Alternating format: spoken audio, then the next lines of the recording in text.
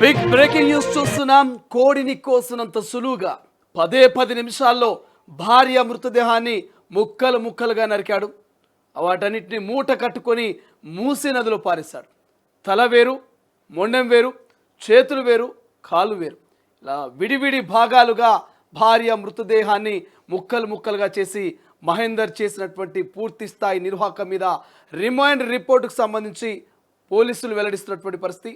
అసలు మరి గర్భిణీగా ఉన్నటువంటి భార్యను ముక్కలు ముక్కలుగా నరికి మూసీ నదిలో ఎందుకు పడేశారు, ఎలా పడేశారు, ఎవరైనా సహాయం తీసుకున్నాడా, అసలు ఏం చెప్పాడు మహేందర్ అనేది ఒక్కసారి రిమాండ్ రిపోర్టుకు సంబంధించి తొలివేలుగు ఎక్స్క్లూజివ్గా చెప్పే ప్రయత్నం చేస్తుంది. అసలు రిమాండ్ రిపోర్ట్లో ఏముందో ఒక్కసారి చూసేటువంటి ప్రయత్నం చేద్దాం. సో పదే నిమిషాల్లో భార్య మృతదేహాన్ని 4 ముక్కలుగా నరికానంటూ విచారణలో నిందితుడు మహేందర్ రెడ్డి పోలీసులకు తెలిపినట్టుగా తెలుస్తుంది. కాళ్ళు, చేతులు, తల, మొండెం వేరువేరుగా చేసి మొండెం మినహా మిగిలిన శరీర భాగాల్ని పర్వతాపూర్ వంతెనపై నుంచి మూసిలో పడేసినట్టుగా వివరించాడు. మేడిపల్లి పోలీస్ స్టేషన్ పరిధిలోని గర్భిణి అయిన భార్య స్వాతిని భర్త మహేందర్ రెడ్డి హత్య చేసిన సంగతి తెలిసిందే. హత్య జరిగి 3 రోజులు గడుస్తున్నా ఇప్పటికీ హంతకురాలికి సంబంధించి ఎవరైతే స్వాతి ఉందో స్వాతి శరీర భాగాలు ఇంకా లభించలేదు పూర్తి స్థాయిలో. భార్య స్వాతిని అత్యంత కిరాతకంగా చంపిన తర్వాత శరీర భాగాల్ని ఇక యాక్సెల్ బ్లేడ్తో కట్ చేసి బ్లాక్ కవర్లలో కాళ్ళు, చేతులు, తల ఇలా విడివిడి ముడిగా ఆ 3 భాగాల్ని కవర్లో ప్యాక్ చేశాడు. ఇంటి మీద ఉన్న ఇటుకలను తెచ్చి తలకు తాడుతో కట్టాడు. నీటిలో పడివేసిన తర్వాత తల పైకి తేలే అవకాశాలు లేకుండా స్వాతి తలను బలమైన రాళ్లతో కట్టి బ్లాక్ కవర్లో వేసుకున్నాడు. తల ఉన్న కవర్ను బ్యాగ్లో వేసుకున్నాడు. ఇక చేతులు కవరు బస్తాలో వేసుకొని బైక్ పైన ముందు భాగంలో పెట్టుకున్నాడు. ఇక బోడుపల్లి నుండి ప్రతాప సింగారం వరకు బైక్పై కవర్ను తీసుకెళ్ళి అక్కడ మూసీ నదిలో ఒక్కొక్కటిగా చేతులు పెట్టిన బస్తాను, రాయి కట్టిన తలలో ఉన్న బ్యాగును ఇంకొకటిగా మూసీలో విసిరేస్తూ వెళ్ళాడు. మూసీలో తల, చేతులు పడేసిన తర్వాత తిరిగి వచ్చే దారిలో 10 కిలోల బరువున్న రాయిని బైక్పై పెట్టుకొని ఇంటికి తీసుకొచ్చాడు మహేందర్. ఇక స్వాతి శరీరం నుండి వేరు చేసిన 2 కాళ్ళను తనతో తెచ్చుకున్న 10 కిలోల రాయికి కట్టాడు.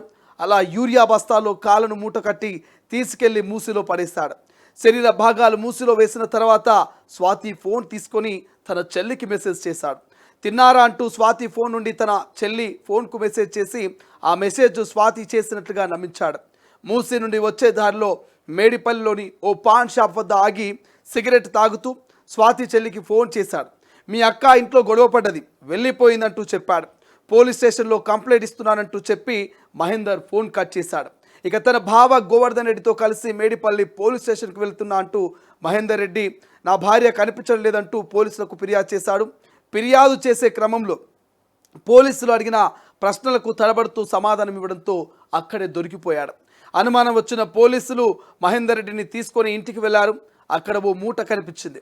ఆ మూటను ఓపెన్ చేసి చూస్తే స్వాతి మొండెం లభ్యమైంది. తానే తన భార్య స్వాతిని హత్య చేశారని పోలీసుల ముందు ఒప్పుకున్నాడు మహేందర్. ఇక చంపిన తర్వాత శరీర భాగాలు ముక్కలు ముక్కలుగా చేసి బ్లాక్ కవర్లో తీసుకెళ్లి మూసీలో పడేశానంటూ చెప్పాడు.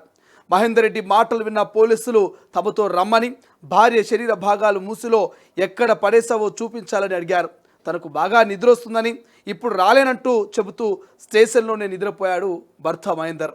ఇక మూసీలోకి వరద ఉధృతి ఎక్కువగా ఉండడంతో శరీర భాగాలు వరదలో కొట్టుకుపోవచ్చని మూసీ వంతెన నుంచి 10 కిలోమీటర్ల దిగువకు పోలీసులు డిఆర్ఎఫ్ బృందాలు తీవ్రంగా గాలిస్తున్నాయని ఓ పోలీస్ ఉన్నతాధికారి తెలియజేశాడు.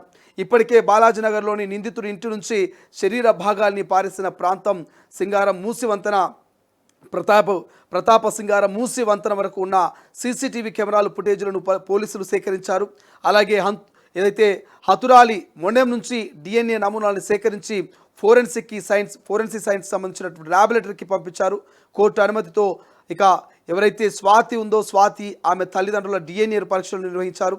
నిందితుడు మహేందర్ రెడ్డిని కస్టడీకి కోరుతూ పోలీసులు న్యాయస్థానంలో పిటిషన్ దాఖలు చేశారు. నిందితుడు మహేందర్ రెడ్డి గతంలో స్వాతిని పలుమార్లు ఆత్మహత్య చేసుకోవాలంటూ ఒత్తిడి చేశాడని, భర్తతో ఎదుర్కొన్న వేధింపులు తనతో చెప్పుకొని ఏడ్చిందంటూ స్వాతి చెల్లెలు శ్వేత కన్నీరు మున్నీరైంది చెప్పుకుంటూ. ఇక స్వాతిని శారీరకంగా మానసికంగా హింసించేవాడని ఆరోపించింది. వికారాబాద్ జిల్లా కామారెడ్డిగూడ సమీపంలోని ఒక వరద కాలువ వద్దకు తీసుకెళ్లి అందులో దూకాలంటూ ఒత్తిడి చేశాడని, చిన్న విషయానికే ఉద్దేశపూర్వకంగానే తగాదం పెట్టుకునేవాడని, ఈ క్రమంలో ఒక్కరోజు తాడి ఇచ్చి ఉరేసుకోవాలంటూ ఒత్తిడి చేశాడని ఆమె వాపోయింది. ఇక రాష్ట్ర వ్యాప్తంగా సంచలనం సృష్టించిన 5 నెలల గర్భిణి స్వాతి హత్య కేసును జాతీయ మహిళా కమిషన్ సుమోటోగా స్వీకరించింది. పథకం ప్రకారం స్వాతిని హత్య చేసిన ఆమె భర్త మృతదేహాన్ని ముక్కలు చేసి వాటిని ప్రతాపసింగారం సమీపంలోని మూసీ నదిలో పారేశాడు. అయితే ఈ కేసు దర్యాప్తు పారదర్శకంగా జరగాలని, కేసుకు సంబంధించిన పూర్తి వివరాలతో కూడిన నివేదికను 3 రోజుల్లో ఇక తమకు అందజేయాలంటూ జాతీయ మహిళా కమిషన్ చైర్పర్సన్ విజయ్ రహత్కర్ తెలంగాణ డీజీపీకి నోటీసులు పంపినట్టుగా తెలుస్తోంది. సో ఏదేమైనప్పటికీ ఇక మహేందర్ ఏదైతే భార్య స్వాతికి సంబంధించినటువంటి ఈ ఎపిసోడ్ కనుక చూస్తే చాలా దారుణమైనటువంటి పరిస్థితి. 5 నెలల గర్భిణి మరి అసలు కనీసం కనికరం లేకుండా కూడా తన భర్త మహేందర్ స్వాతిని ముక్కలుగా నరికి తల మొండెం వేరు చేస్తూ కాళ్ళు చేతులు వేరు కవర్లలో కట్టి మరి మూసీలో పడేసినటువంటి సంఘటన రాష్ట్ర వ్యాప్తంగా దేశవ్యాప్తంగా సంచలనంగా మారింది. సో జాతీయ మహిళా కమిషనే సుమోటోగా ఈ కేసును స్వీకరించడం కూడా ప్రస్తుతం చర్చనీయాంశంగా మారింది. సో ఈ కాలంలో నిత్యం ఇలాంటి సంఘటనలు జరగడం కొంత సమాజంలో భయాందోళనకైతే గురవుతున్నటువంటి పరిస్థితి. ఎవరిని నమ్మాలో ఎవరిని నమ్మొద్దో తెలియక కొంత ఇబ్బందులు పడుతున్నటువంటి పరిస్థితి కనిపిస్తుంది. బట్ మహేందర్ చేసినటువంటి నిర్వాహకంపై మాత్రం స్వాతి కుటుంబ సభ్యులు భగ్గుమంటున్నటువంటి పరిస్థితి. సో మహేందర్ గతంలో సైతం స్వాతిని మరి ఆత్మహత్య చేసుకోవాలంటూ ప్రేరేపించాడని, ఆమెను శారీరకంగా మానసికంగా ఇబ్బందులకు గురి చేశారంటూ ఇక స్వాతి చెల్లెలు శ్వేత చెప్తున్నటువంటి పరిస్థితి అయితే ప్రస్తుతం కనిపిస్తుంది. పోలీసు కస్టడీలో ఉన్నటువంటి మహేందర్ మరి ఇంకెన్ని నిజాలు చెప్పబోతున్నాడు, ఏం జరగబోతుంది అనేది ఒక రకమైనటువంటి ఉత్కంఠభరితమైనటువంటి వాతావరణం అయితే ఈ కేసులో కనిపిస్తోంది. అసలైన తొలి వెలుగు. ఫాలో వాట్సాప్ @తొలి వెలుగు official.